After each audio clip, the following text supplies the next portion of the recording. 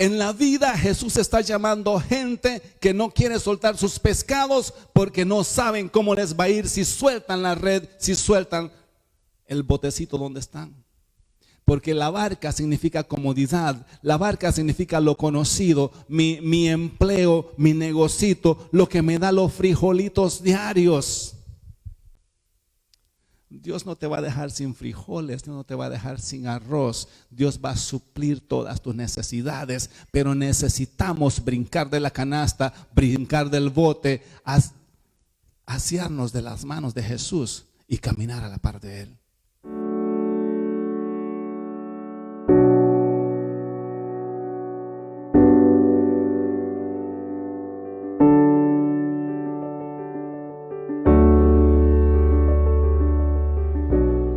Amén. Los que están acá, sonría el que tiene al lado, los 4 o 5 que estamos acá. Y dígale, te ves muy bien y me alegro de que estés sano y de que la protección de Dios esté contigo. Gracias al equipo que siempre nos acompaña para llevar a cabo esta transmisión, para llevar a cabo lo que es el momento de adoración en la casa del Señor y mantener siempre nuestra congregación conectada con nosotros a través de los nuevos medios o de los medios existentes que tiene que ver con Facebook Live, YouTube, Zoom, todo lo que tenemos al alcance para poder conectarnos y mantenernos siempre en contacto. Bienvenidos cada uno de ustedes, bienvenido Ministerio Restauración. Tengan un día muy lindo, que el Señor esté con ustedes ahí y que puedan en este momento quizás desconectarte un poco de lo que estás haciendo en casa y darle un tiempo al Señor, ofrendarle los próximos 45 o una hora que dura nuestra transmisión, hora y media, para que puedas ofrendarle ese tiempo a Dios. Siempre he dicho, Dios está más interesado en el tiempo que le ofrendamos que en lo que hablamos o en lo que decimos, porque el tiempo es muy valioso para nosotros y para Dios también, y no hay nada que pueda comprar un minuto de tu vida. No hay nada que pueda pagar un minuto ya vivido. Hay personas que dieran cualquier cantidad de dinero por volver a vivir algún momento en la vida, algún momento, una hora, un minuto. Pero eso es lo que Dios nos ha dado, lo más valioso, es el tiempo y la vida. También queremos desde ya orar por sanidad, a aquellos que están pasando por momentos difíciles en la salud, a los que están afectados por esta pandemia. Estamos con ustedes, estamos orando con ustedes y declarando que el Señor les va a dar la fortaleza para que puedan superar este momento difícil de salud. Entramos a lo que es la palabra del Señor. Una vez más, bienvenidos cada uno de ustedes, todos los que están conectados de Ministerio Restauración, los amigos que estamos también, que siempre siguen nuestra transmisión a través de Facebook Live en cualquier estado, en México, también tenemos gente en El Salvador que siempre nos visita, nuestros amigos de El Salvador, bienvenidos, les saludamos, abrazos para ustedes. También en diferentes partes del mundo tenemos personas que siempre siguen nuestros videos. Gracias por sus comentarios, gracias por seguirnos. A la iglesia local, Ministerio Restauración, gracias por su apoyo y por su responsabilidad financiera. Aquellos que nos llaman y que nos dicen pase por acá para dar mis ofrendas, mis diezmos. Esto es lo que significa, es que hemos madurado, como dijo nuestro hermano Dani, hemos aprendido a entender que nuestra responsabilidad no es simplemente estar en el culto, sino también una responsabilidad con el Señor, de que esta es la casa del Señor y que nosotros somos los que sostenemos la casa del Señor con nuestras ofrendas. Yo declaro que no te va a faltar el trabajo ni te va a faltar la salud, que Dios estará contigo, tus negocios serán prosperados y tu trabajo será de bendición y no de carga para tu vida, porque eso es lo que sucede cuando entendemos esto de las finanzas en el reino. Ya todo lo que hacemos lo hacemos por amor a Dios, voluntariamente, no motivados por una manipulación, ni por lástima, ni por otros asuntos que no tienen nada que ver con amor. Todo lo hacemos por amor. Y Dios, que mira nuestro corazón, se encarga de abrirnos puertas de darnos favor y gracia para que nunca falte comida en nuestra casa, nunca falte el vestido, nunca falte el techo sobre nuestras cabezas. Así es que gracias, hermanos de Ministerio Restauración, por sus responsabilidades y su madurez en lo que es la parte financiera. Estamos comenzando una nueva serie, la cual hemos titulado Mi Llamado. Y en esta serie vamos a estar hablando de qué es un llamado de parte de Dios. Vamos a estar hablando del por qué nos llama el Señor y qué es lo que significa el que Dios te llame. Vamos también a estar definiendo algunos puntos, algunas filosofías, algunas creencias quizás confusas. Como siempre, nuestro trabajo es aclarar las Escrituras desde el punto de vista bíblico versus religioso. Dios nos ha llamado a hacer eso. Por eso es que quizás nuestros mensajes y nuestras enseñanzas no son tan populares en el mundo cristiano evangélico, porque a veces practicamos un vocabulario o una forma sin darnos cuenta si eso es bíblico o no. Pero creo que aquellos que están llegando a esta casa y que están aprendiendo de todo esto, están entendiendo la realidad del evangelio, lo práctico del evangelio. Yo siempre digo que Jesús, mientras caminaba en la tierra, era un hombre tan práctico para hacer todas las cosas. Por eso es que lo odiaban los religiosos, porque la religión siempre te presenta un caparazón de apariencia, o sea, lo que quiero proyectarte o lo que quiero que tú creas de mí. Pero como Jesús tenía el discernimiento de espíritu, podía ver lo que había en el corazón de ellos y no dejarse llevar por su apariencia. Por eso es que los confrontaba no de una forma personal. O sea, Jesús no odiaba a los fariseos, simplemente los confrontaba con lo que ellos eran por dentro. Su mismo estilo de vida, su forma de ser, los hacía sentir culpables, los hacía convictos de lo que Jesús estaba hablando, con la palabra de Dios. Jesús siempre les habló y los confrontó con la palabra escrita que ellos mismos conocían, que era su trabajo estudiar, pero Jesús les daba la revelación correcta de lo que eso significaba. Y como hemos dicho en otras oportunidades, una palabra revelada confronta las creencias religiosas. Y en un momento donde el religioso va a tener que ser confrontado por la revelación de la palabra y decidir si seguir creyendo y practicando un ritual o aceptar los cambios que la palabra revelada produce en la vida de una persona. La revelación de la palabra de Dios es lo que transforma tu vida, te transforma de adentro hacia afuera. Cuando la palabra se te es revelada a tu espíritu, nadie te puede obligar a venir a la iglesia, nadie te tiene que obligar a orar, ni a ayunar, ni a diezmar, ni a ofrendar. Es una revelación que brota de lo más profundo de tu espíritu, de tu corazón, en donde la palabra se te es revelada y como producto de esa revelación, tú decides cambiar y alinearte a la verdad que has entendido con relación a la palabra escrita para ti. Entonces, siempre que enseñamos todas estas series, lo hacemos con el propósito de traer una palabra revelada a nuestras vidas, para que esa revelación vaya transformando nuestra existencia y vayamos disfrutando de la bendición del evangelio. El evangelio es una bendición para aquellos que lo reciben. La religión es una carga. La religión es un peso, es un yugo. Por eso es que hay muchas personas creyendo que esto del evangelio es una carga que ya no la aguantan. Pero el evangelio no es una carga, es una bendición. Y cuando escucho una persona hablar así, lo que siento que todavía hay cierta parte o una gran parte del evangelio que no se le ha sido revelada. Porque desde el momento que entendí la belleza y la verdad del evangelio, he sido el hombre más libre que existe en la vida. He sido libre para adorar al Señor, libre para casarme, libre para criar a mis hijos. El día que me casé me convertí en el hombre más libre todavía. Porque la gente todavía tiene ese concepto de que el matrimonio es una carga y que te amarraron. No, a mí me liberaron cuando me casé. Esas cosas no las entendemos hasta que no disfrutamos correctamente del matrimonio. Y lo mismo sucede con el evangelio. Es que si te metes a la iglesia, a la religión, ahí te van a amarrar y no te van a dejar hacer nada. No, aquí te vamos a liberar para que hagas todo motivado por amor y por un llamado. Mateo capítulo 4, vamos a comenzar a leer ahí, porque ahorita estoy inspirándome y quiero no salirme del tema. Mateo capítulo 4, del versículo 12 hasta el 19 vamos a estar leyendo. Esto es cuando Jesús comienza su ministerio.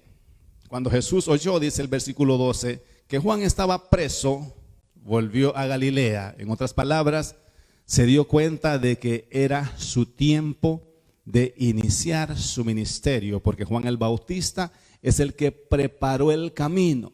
Y ya sabía Jesús que Juan estaba preso y que pronto iba a morir, que de esa no iba a salir porque ya había cumplido su propósito y ya había llegado su tiempo. Entonces Jesús dice, ahora es cuando yo tengo que surgir, porque estas son señales de que mi tiempo ha llegado. Eso significa ese primer versículo. Y dejando Nazaret, vino y habitó en Capernaum, ciudad marítima, en la región de Zabulón y de Neftalí, para que se cumpliese lo dicho por el profeta Isaías. Jesucristo siempre hizo todo cumpliendo lo que ya estaba escrito. Esto es lo que se decía en Isaías: tierra de Zabulón y tierra de Neftalí, camino del mar, al otro lado del Jordán, de Galilea de los gentiles. El pueblo asentado en tinieblas vio gran luz, y a los asentados en región de sombra y de muerte, luz les resplandeció. Hablando de que el evangelio sería para todos los gentiles también. Desde entonces comenzó Jesús a predicar y a decir: arrepentíos, porque el reino de los cielos se ha acercado. O sea, comienza su ministerio. Es el tiempo de Jesús empezar su llamado. Andando Jesús junto al mar de Galilea, vio a dos hermanos, Simón llamado Pedro y Andrés su hermano, que echaban las redes en el mar, porque eran pescadores. Y les dijo: venid en pos de mí, y os haré pescadores de hombre. Ellos entonces, dejando al instante las redes, les siguieron. Pasando de allí, vio a otros dos hermanos, Jacobo hijo de Zebedeo y Juan su hermano, en la barca de Zebedeo su padre, que remendaban sus redes, y los llamó. Y ellos, dejando al instante la barca y a su padre, les siguieron. Y recorrió Jesús toda Galilea, enseñando en las sinagogas de ellos y predicando el evangelio del reino y sanando toda enfermedad y toda dolencia en el pueblo. Y se difundió su fama por toda Siria, y le trajeron todos los que tenían dolencias, los afligidos por las diversas enfermedades y tormentos, los endemoniados, los lunáticos y paralíticos, y los sanó. Y le siguió mucha gente de Galilea, de Decápolis, de Jerusalén, de Judea y del otro lado del Jordán. Amén. Qué bonito inicio del ministerio y del llamado de Jesús. Quiero hablarte en esta mañana como inicio de esta serie, mi llamado. Quiero hablarte de lo que es un reto a nuestro futuro. El llamado de Dios a nuestras vidas siempre está acompañado de retos a lo desconocido. Este es el envoltorio en donde empieza nuestro llamado. Es como el wrapping paper de todo llamado. Cada vez que Dios te llama, siempre habrá un reto a enfrentar lo desconocido y lo inestable. Comienzo preguntándome, ¿qué hace que dos hermanos que están pescando, que tienen un trabajo, que tienen un estilo de vida ya formateado, de un momento a otro decidan cambiar de vida? Decidan ir detrás de un hombre que seguramente no les estaba ofreciendo ganancias financieras, seguramente no les estaba ofreciendo una comodidad económica, una estabilidad financiera, porque cada vez que nosotros hacemos un movimiento en la vida, especialmente si tenemos hijos, si tenemos esposa, es una decisión que abarca todo lo que somos. Y hay muchos ingredientes que se tienen que juntar y muchas decisiones que tomar y muchas pláticas. No sé si Pedro fue donde su esposa y le dijo, baby, I have decided to change career. He decidido cambiar de carrera. Y la esposa le dijo, pero Pedrito, Pete, what are you talking about? Pero si el pescado es el que nos da el sostén, si cada vez que vas a la barca y traes pescado, hacemos dinero y eso nos sostiene, ¿de qué me estás hablando? Bueno, es que de ahora en adelante he decidido caminar con Jesús. Y la primera pregunta que la esposa le tuvo que haber hecho, ¿y cuánto te va a pagar Jesús? Porque las hermanas son más cuidadosas en todo lo que tiene que ver con las finanzas. Cada vez que te vas a cambiar de trabajo, la señora siempre te dice, ¿y cuánto te van a pagar? ¿Vas a ganar más ahí o vas a ganar menos? Es algo que está en su instinto. Eso es algo que las damas son así. La mujer siempre quiere sentirse protegida, segura. Por eso es que dicen que a las mujeres les gustan los hombres altos, porque eso, bueno, no voy a entrar en eso, pero eso estadísticamente así dicen. Yo no sé, no he entrevistado a ninguna mujer con relación a esto. Pero dicen que por eso les gusta, porque el hombre alto les hace sentir más seguro que un hombre que no sea tan alto. Vamos a entrevistar a las que están acá para ver qué nos dicen. Pero esto de que la mujer se siente segura, eso es una realidad. O quiere sentirse segura, es una realidad. Y en este caso de los apóstoles creo que no había ninguna diferencia. No había ningún cambio porque el hombre siempre ha sido igual. Entonces, ¿qué es lo que hace que un Pedro decida dejar su negocio de pesca y comenzar a caminar en un futuro incierto? Que decida tomar un reto que no le prometía quizás más de lo que estaba recibiendo. No le prometía una estabilidad económica, pero ¿qué había en Jesús que inspiraba deseo de estar con Él? ¿Qué había en Jesús? ¿Qué cargaba Jesús que habla con los hermanos y les presenta un proyecto de salvación a las personas? Les dice, miren, ustedes están pescando peces, yo los voy a hacer pescadores de hombres. ¿Qué significa eso? ¿Qué es lo que provoca esa palabra en Pedro y en Jacob, que deciden tomar el reto sin saber lo que iban a enfrentar, sin saber a lo que les esperaba en el futuro? Porque siempre que Dios te llama, tenemos que enfrentar el reto a lo incierto, a lo inseguro. Los seres humanos somos muy ambientalistas. Nos acomodamos al medio ambiente en que vivimos y nos cuesta tomar decisiones. En las Amazonas veía un documental en donde hay gente, hay una tribu que vive encima del agua. Han hecho chozas en tablas flotantes y ahí se han acostumbrado a vivir. Me pregunto, habiendo tanta tierra en Brasil, ¿por qué este grupo de personas viven encima del agua? Y su backyard, su yarda, es un walkboard, es un pequeño tablas juntas. Y ahí crecen los niños, ahí nacen los recién nacidos, ahí crecen en ese pedacito de tabla flotando en el agua, y hasta puercos tienen ahí. Y digo, ¿por qué esta gente se acostumbra a vivir ahí y no toma una decisión de mudarse por lo menos a tierra firme? Y es porque los seres humanos somos ambientalistas, nos acomodamos en un lugar y no queremos salir de ahí porque no queremos enfrentar lo desconocido ni tomar los retos que un movimiento puede provocar.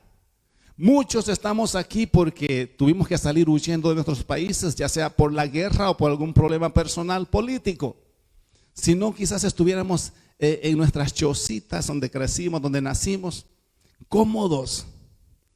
Pero tuvimos que movernos motivados por una circunstancia que nos obligó a salir de ahí. Gloria a Dios por todo eso, porque eso nos cambió la vida.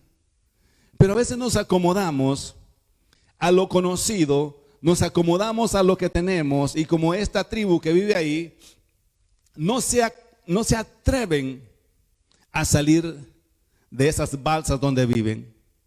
No se atreven a hacer un cambio de moverse porque quizás hay retos que van a tener que enfrentar al salirse.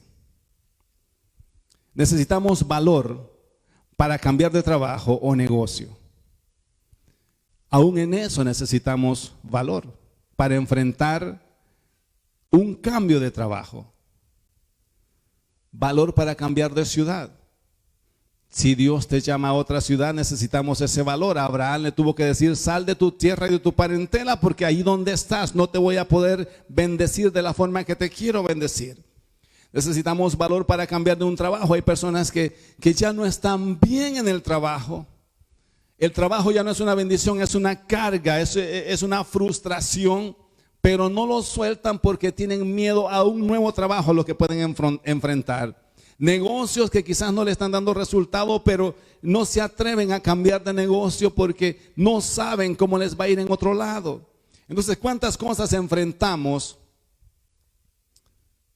o atravesamos porque nos da miedo enfrentar los cambios?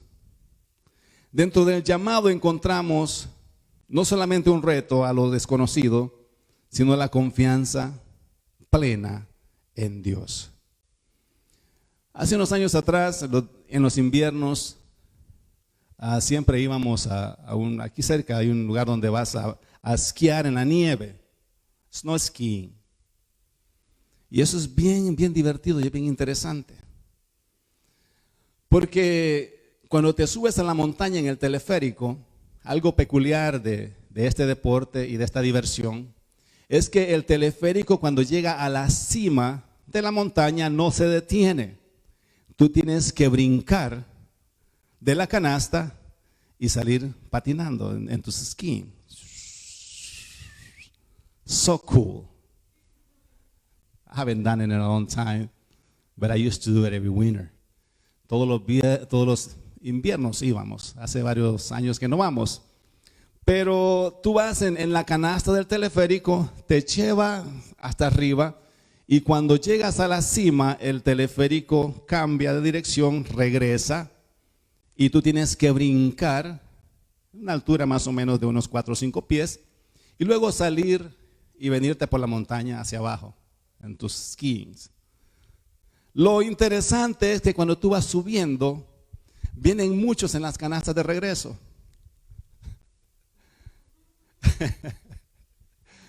Y tú los miras y es vergonzoso para los que van de regreso, porque lo que le están diciendo a los que van para arriba: no tuvimos el valor de brincar.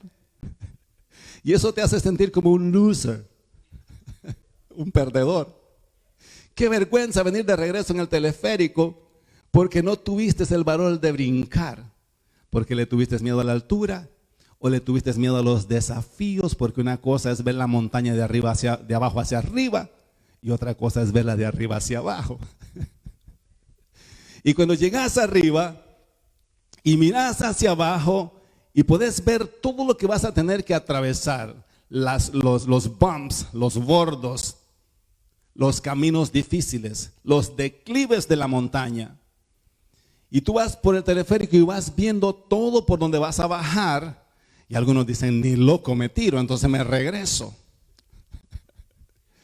A veces me pregunto si en la vida hay muchos que vienen en la canasta del otro lado, porque no tuvieron valor de brincar, no tuvieron el valor de enfrentar las dificultades de la vida, o de emprender un camino hacia abajo que vas a enfrentar la velocidad, vas a enfrentar los bordos, vas a enfrentar los diferentes declives de la vida, y prefieres venirte en la canasta cómodo porque tenés miedo a enfrentar los desafíos de la vida. Amén. Y tú vas para arriba y mira a los que vienen para abajo y los miras, y aquellos vienen medio avergonzados, hasta que llegan abajo y ya pueden bajarse y seguir su vida normal. En la vida a veces hay que saltar de la canasta. Y el llamado de Dios para nuestras vidas tiene que ver con el saltar de la canasta. You need to jump off the basket. El llamado significa eso. Veo a unos apóstoles, a unos discípulos que brincaron de la canasta. Cuando Jesús los llama y le dice, lo voy a hacer pescadores de hombres, pudieron haber dicho, no, aquí estamos cómodos, gracias Jesus, thank you very much, but me gusta mi raw fish, los crackers que agarro acá, los bass. Ustedes que son pescadores conocen todos los pescados. Red snapper is my favorite. Estoy cómodo con mis pescaditos. No los quiero soltar porque no sé cómo me va a ir al lado de Jesús. En la vida Jesús está llamando gente que no quiere soltar sus pescados porque no saben cómo les va a ir si sueltan la red, si sueltan el botecito donde están. Porque la barca significa comodidad, la barca significa lo conocido, mi empleo, mi negocito, lo que me da los frijolitos diarios. Dios no te va a dejar sin frijoles, Dios no te va a dejar sin arroz. Dios va a suplir todas tus necesidades, pero necesitamos brincar de la canasta, brincar del bote, asearnos de las manos de Jesús y caminar a la par de Él. Entonces, el llamado de Dios para nuestras vidas siempre estará envuelto en lo que tiene que ver una decisión personal, un reto a lo desconocido. El valor de cambiar de trabajo, de cambiar de vida, de cambiar de rumbo. Dentro del llamado también encontramos lo que es la confianza en Dios. Cuando Pedro y Juan y todos estos muchachos dejan lo que están haciendo, hay una palabra que transmite Jesús que les produce confianza. No sé cómo nos va a ir, pero creo que vamos a estar bien con Jesús. Cuando Dios te llama es lo mismo que tú tienes que pensar y sentir y saber que quizás no sabemos cómo nos va a ir en este camino, pero si Jesús nos está llamando, vamos a estar bien con Él. Si estás con Jesús, estás bien. En este país tenemos una frase muy común que decimos, in God we trust.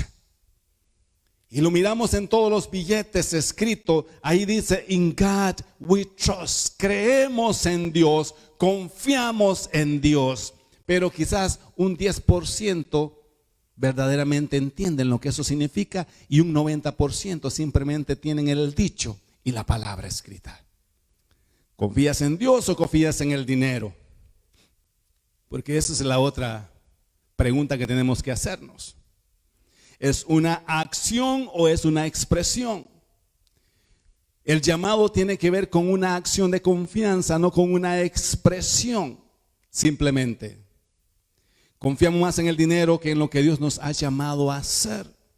Y en esta serie vamos a estar confrontando todas estas verdades y estas realidades, porque creo firmemente que Dios está llamando a cada uno de nosotros para cosas grandes. Y tenemos que despojarnos de los temores, tenemos que despojarnos de todo aquello que estorba en el llamado de Dios. Y voy a estar hablando no solamente de lo que es el llamado ministerial, quiero estar hablando del llamado práctico de Dios para nuestras vidas. Porque siempre tenemos el concepto de que Dios simplemente nos llama para el ministerio. Y que si ya me hice cristiano, ya mañana me van a poner a predicar, a repartir tratados, a ir por las naciones. Eso no es todo lo que Dios tiene para nosotros. Vamos a estar entendiendo cuál es nuestra posición y nuestro espacio en el llamado de Dios. A veces creemos que como a mí me gusta repartir tratados o flyers, todo el mundo tiene que hacer lo que a mí me gusta hacer. Y me molesto con los de la iglesia porque no van a las tiendas, a los moles a repartir flyers. Y obligamos a la gente a que vaya a repartir flyers cuando quizás ese no es el llamado de esa persona. Y por eso es que miramos gente con una mala cara repartiendo tratados en las esquinas. En cierta ocasión caminábamos en unos apartamentos a visitar a una familia y estaba una señora afuera repartiendo tratados con una cara. Y cuando leí el tratado decía Dios es amor. Debería poner Dios es odio, quizás por la cara que tiene. O sea, obviamente ese no era su llamado. Porque Dios es amor, lo tiene que expresar en tu cara. Entonces no podemos obligar a la gente ni encapsular a la gente en cosas que la gente no quiere hacer. Y todo esto vamos a estar liberándonos en esta serie de cosas que a veces hacemos obligatoriamente, no porque esté en nuestro corazón. Yo siempre le digo a la gente que sirve en la iglesia, el servicio tiene que salir de tu corazón. En el momento que ya no tengas ganas de hacer algo, por favor, dímelo. Es mejor tener un miembro sentado feliz que un miembro trabajando frustrado y molesto. Porque no todo lo que hacemos en la iglesia es para todos. Y en esta serie vamos a estar aprendiendo a cuál es nuestro llamado. No solamente a predicar, que a lo mejor Dios te llamó a cuidar a tu familia para que instruyas a las futuras generaciones en el conocimiento y en el avance del reino. A lo mejor ese es tu llamado, instruir a los que tienes en casa para que cuando sean grandes puedan ser unos agentes de cambio y agentes de bendición para las generaciones. Creo que ese fue el trabajo que hizo mi madre con nosotros. Mi mamá a veces dice, yo siempre quise predicar y ser pastora, pero no sé por qué el Señor nunca me permitió. Le digo, bueno, es que su llamado era formar pastores. Y ahora tiene que sentirse feliz porque de su vientre han salido ministerios. Y van a seguir saliendo ministerios porque esto comienza. Dios va a hacer cosas grandes con nosotros. Y el diablo no va a poder detener lo que Dios dijo que iba a hacer con la descendencia de mi madre y de mi padre. Ahora, ¿cuál es tu llamado? A lo mejor tú estás en esa posición ahora donde Dios te ha llamado a que formes hijos en el conocimiento de su palabra para que en las generaciones futuras tus hijos puedan levantar ministerios que te van a honrar. No todos tenemos el mismo llamado, pero todos los llamados encierran retos y encierran confianza en Dios. Cuando Dios te llama tienes que confiar en Dios. In God we trust. No solamente lo decimos, sino que también practicarlos. Dios siempre nos da una visión antes que la provisión. Porque el llamado siempre va a tener retos de confianza en Dios. Y a veces cuando Dios nos llama, siempre estamos mirando todo aquello que monetariamente requiere mi llamado. Dios no te da la provisión primero y después la visión. Dios te da la visión y después que te da la visión viene la provisión. Esa es la manera que funcionan las cosas en la vida espiritual. En todas las áreas, cuando hacemos las cosas al sentido contrario, tenemos problemas. Porque si primero tenés el dinero para llevar a cabo un proyecto, el día que Dios ponga un proyecto y no tengas dinero, te vas a frustrar y no le vas a creer a Dios, porque te vas a acostumbrar a ir en contra de lo que está establecido en el plan y en el propósito de Dios. Dios siempre te da primero la visión y luego te da la provisión. Aun cuando Dios te llama a lo que es el ministerio pastoral. Y esto lo voy a explicar desde este punto porque no significa que esto sea una regla para todos. Pero por lo general, cuando Dios te llama a un ministerio pastoral, Dios te llama sin ovejas. En el capítulo 21 de San Juan encuentro esta historia con la que yo me relaciono bastante bien. San Juan capítulo 21, versículo 15 al 17. Cuando hubieron comido, y este es el tiempo donde Jesús ha resucitado, y se encuentra con los discípulos que están pescando, y cuando los llama ya Jesús tiene un parvo rojo asado en las brasas afuera, y comen, y después de que comen le ponen la mano, el brazo en el hombro a Pedro. Está en la versión Juárez, no lo encuentras en la Reina Valera. Y comienzan a caminar por la playa y le dice Pedro, let's take a walk together. Y Pedro hacía 2 semanas atrás le había negado, lo había maldecido, había dicho cosas en contra de Jesús. Y Pedro dijo, ya me restregó la cara por lo que hice. Seguramente me va a cuestionar por qué no tuve el valor de decir que él era mi maestro cuando la gente me estaba preguntando. Pero a lo contrario, Jesús lo lleva a él solo y le hace algunas preguntas y le dice, Simón, hijo de Jonás, ¿me amas más que todos estos?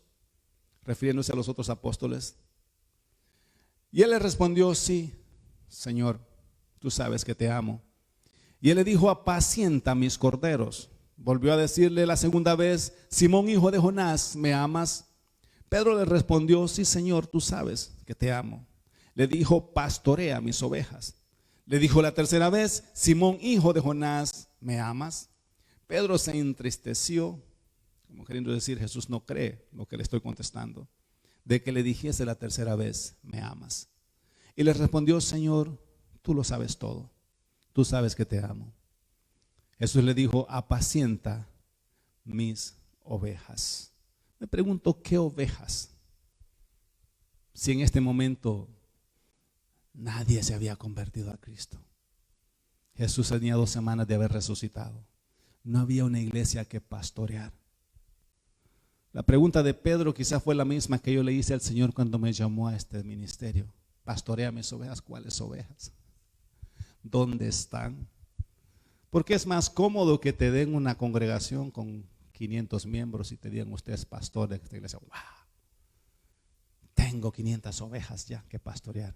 Pero ¿qué tal cuando Dios te llama a pastorear y no hay nadie? No hay ninguna oveja. Porque Dios primero te da la visión y después te da la provisión. Si Él te ha llamado a pastorear, no te preocupes. Si hay en ti un llamado pastoral, no te preocupes, porque las ovejas están y Él las va a traer. Porque si le estaba diciendo a Pedro, pastorea mis ovejas, es porque Jesús sabía que habían ovejas que quizás no estaban ahí, pero que iban a llegar y que Pedro necesitaba pastorearlas, que iban a necesitar un pastor. Esto a veces cuesta entenderlo cuando Dios te llama a hacer algo que en lo natural no se ve. No se veían las ovejas, no es que se paró ante la multitud, porque los dos entendían que estaban hablando de personas, sino de ovejas físicas, literales. Entonces no se veía la multitud, en donde Jesús le pudo haber dicho, mira, aquí hay 500 personas que ya me recibieron, Pedro, pastorea mis ovejas acá.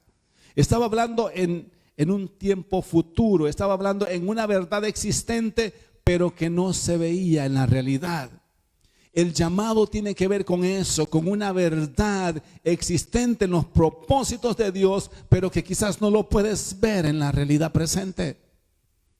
Pero el que no lo puedas ver no significa que no existe. Si no puedes ver la congregación que Dios te ha llamado a pastorear, no significa que no existe. Simplemente tienes que creer que Dios te llamó a hacer eso y que Él va a darte la provisión. Va a traer los miembros, va a traer las ovejas que Él te ha mandado a pastorear.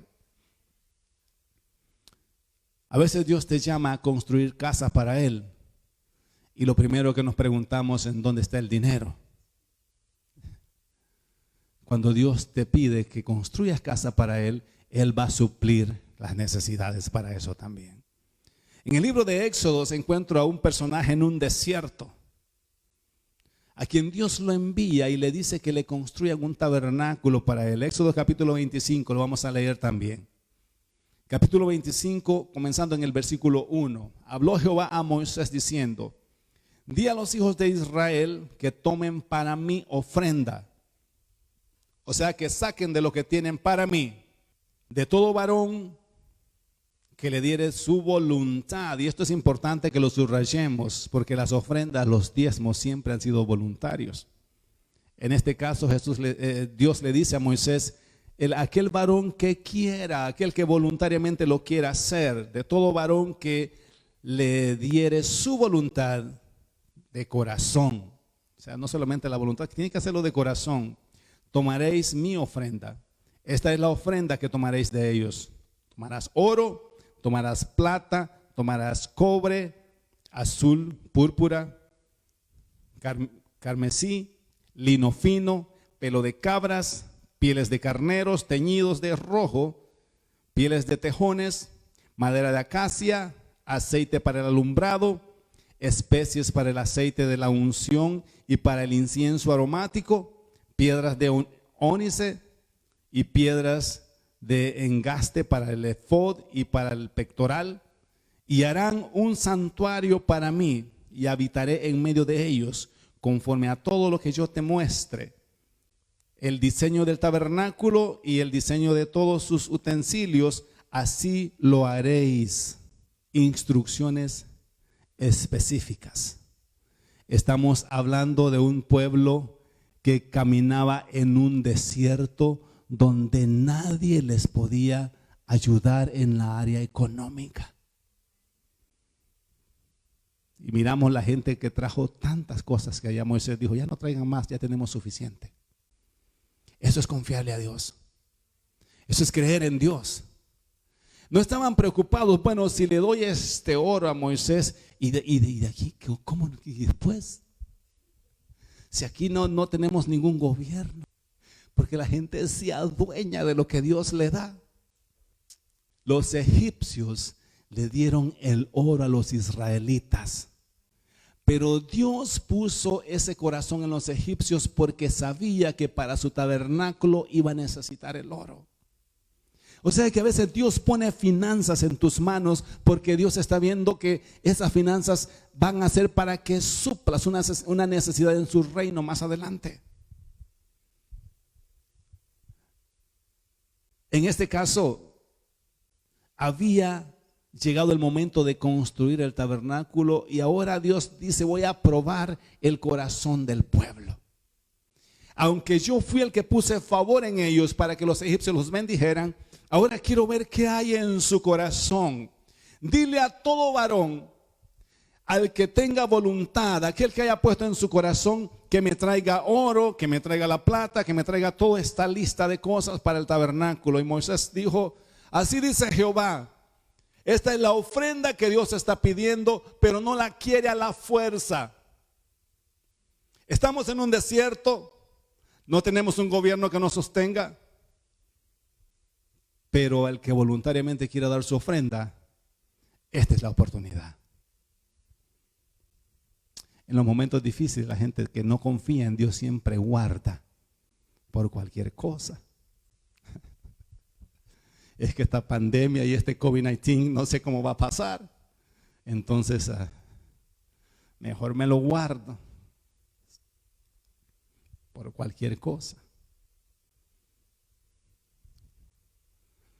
Dios prueba el corazón de la nación y de la nación surge la provisión para llevar a cabo esta construcción. E hicieron el templo así como Dios, o el tabernáculo así como Dios lo había diseñado, porque cuando Dios te da la visión, Dios te da la provisión. Moisés no le renegó a Dios, ni dijo, ay Señor, esta gente es tacaña. ¿Estás segura? Mejor cuando lleguemos a la tierra prometida, ahí te vamos a hacer el tabernáculo. Pero en este desierto, sacarle el oro a un judío no está fácil. Si Dios le pudo sacar el oro a los judíos, Dios se lo puede sacar a cualquiera. Porque esta palabra es para los pastores que están en problemas, que están preocupados porque en estos tiempos la gente no quiere diezmar ni ofrendar. Esa es la preocupación mayor de muchos compañeros pastores, que la gente no quiere diezmar porque tienen miedo a lo incierto del futuro que estamos enfrentando. Pero yo te voy a decir que si Dios te llamó, Dios te va a respaldar. He declarado que el Ministerio de Restauración no va a cerrar sus puertas, y aquellos que confiamos en Dios no nos vamos a cerrar, no nos van a sacar por falta de renta. El Señor va a proveer. Y tienes que confiar como pastor, necesitas caminar firme en esa palabra, que esto no es tu iglesia. Esta es la iglesia del Señor y Él la sostiene. Me acuesto tranquilo, no pierdo el sueño, porque sé que trabajo para el Rey. Y Él es el dueño de la obra. Si Él me ha dicho que construya un templo en medio de la calamidad, en medio de la crisis, le voy a creer a Él y lo vamos a construir. Porque Dios tocará los corazones de aquellos que han recibido favor y gracia de Dios para que puedan dar lo que Dios ha puesto en ellos de su voluntad y de su corazón. No los vamos a manipular ni le vamos a provocar lástima. Vamos a orar para que el Espíritu Santo se revele a ellos y voluntariamente puedan dar lo que Dios les está pidiendo. El Dios que nos llamó nos sostendrá y suplirá lo que necesitamos para nuestro llamado. Si Dios te llamó a ser una madre para poder edificar buenos hijos para el reino, Dios te va a suplir todo lo que necesitan, lo que necesita esa familia. Dios va a suplir lo que necesitan tus hijos, no te preocupes. Si te enferman, Dios los va a sanar. Porque si Dios te ha llamado a construir familias para su reino, Dios te va a suplir todo lo que necesitas. Él te va a suplir lo material, Él te va a suplir la salud que tu hijo necesita. Si tu hijo es un profeta, si tu hija es una adoradora, si tu hija tiene una palabra de Dios, Dios los va a cuidar. No te preocupes por los diferentes momentos de enfermedad que puedan pasar nuestros hijos, las dificultades que tenemos que enfrentar en el camino. Por eso te dije al principio, necesitamos brincar de la canasta y enfrentar los diferentes retos que tienen en la vida. Vendrán bumpy roads, decimos en inglés, carreteras con muchos bordos, pero en todo eso el Señor nos va a cuidar.